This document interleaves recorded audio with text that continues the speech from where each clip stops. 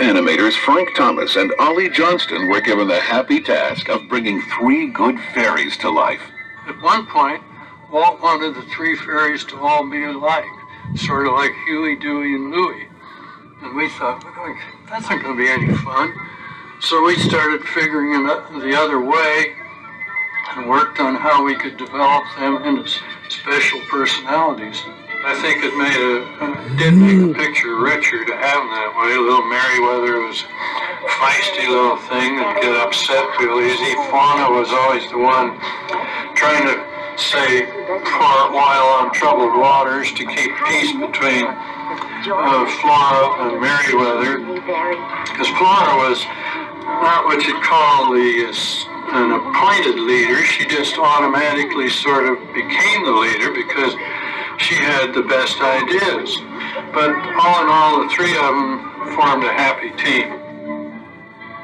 During the production of Sleeping Beauty, voice recordings and live-action reference films were made by many of Hollywood's best-known character actresses, including Spring Byington, Madge Blake, and even Mayberry's Aunt Bee, Frances Bavier. As animation progressed, another gift was being given to the production of Sleeping Beauty. My gift shall be the gift of song. Our inspiration for Sleeping Beauty was this wonderful score written more than 75 years ago by Peter Tchaikovsky for his ballet version of the fairy tale. Bringing much of this music to life was a lovely young singer whose performance as both the singing and speaking voice of Sleeping Beauty was the beginning of her career as a star of the international opera stage. They had searched for a voice for Sleeping Beauty for 3 years, and I feel that probably the reason Walt Disney chose me to sing the part of the Princess Aurora was because I could easily negotiate my voice in the high register. And it was almost like an extension of speech for me because I'd sung that way since I was a little girl. I never lost that, and I know that he wanted everything to be in the Tchaikovsky classical style, but he wanted it to be easily understood and warm and young and joyful with a romance in it, and that's the way I felt when I was doing the music.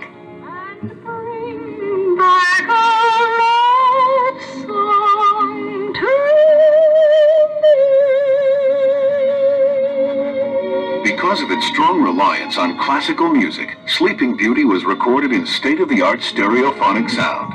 Similarly, its magnificent art and epic scope led to the decision to film Sleeping Beauty in the widescreen 70mm format. Sleeping Beauty is the first full-length animated feature photographed in what we call Technorama 70. Previous features like Snow White, Pinocchio, and Cinderella were made for the standard-size theater screen. So they were shot on 35mm film like this. But Sleeping Beauty was filmed in Technorama 70 like this. That meant that all of our artwork, backgrounds, paintings had to be larger and more detailed. All of these special processes and meticulous attention to detail had a cost, not just in money, but in the time it took to produce Sleeping Beauty. In addition to the complexity of Sleeping Beauty's production, Walt Disney and his staff were stretched thin, hard at work on Disneyland, 3 television series, and numerous live-action films. That's why it took us 6 years and $6 million to make Sleeping Beauty. But to us, it was worth it.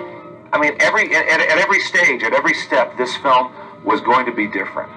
And that meant much more work. This was not business as usual for anybody at the studio. The picture was in animation longer than any picture I'd ever worked on, and since then either. It was so complex in its design statement that normally a background for a film might take a day or 2. I think on an average for Sleeping Beauty it'd be at least a week, maybe 10 days sometimes. For myself, it was wonderful. I got to paint most of the production backgrounds of the whole picture, where it never could have been that way. If that had been rushed. Sleeping Beauty premiered in the era of epic movies like Ben-Hur. But as was the case with many other epics, Sleeping Beauty was a gamble. Since it first opened, however, Sleeping Beauty has become one of the most financially successful films released in 1959, second only to Ben-Hur. And Sleeping Beauty has influenced a whole new generation of young people who have become the leaders of today's Walt Disney feature animation.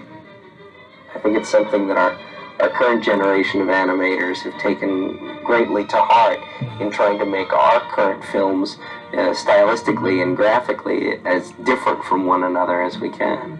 It's a level of craftsmanship to which we can all still aspire. Sleeping Beauty is certainly ranks right there among the top, most influential graphic films in the Disney canon. In my family, ever since I was 5 years old, I was known as the guy who wants to work at Disney. So we know who to blame. It's Sleeping Beauty and all those brilliant designers, and it's Disney at its best. Little did I know Sleeping Beauty would be the film that would keep me in contact with young people. When I'm talking to young people, tell them to hold on to their dreams, work very hard. I was very lucky and so fortunate. It was a once upon a dream, and I loved every minute of it.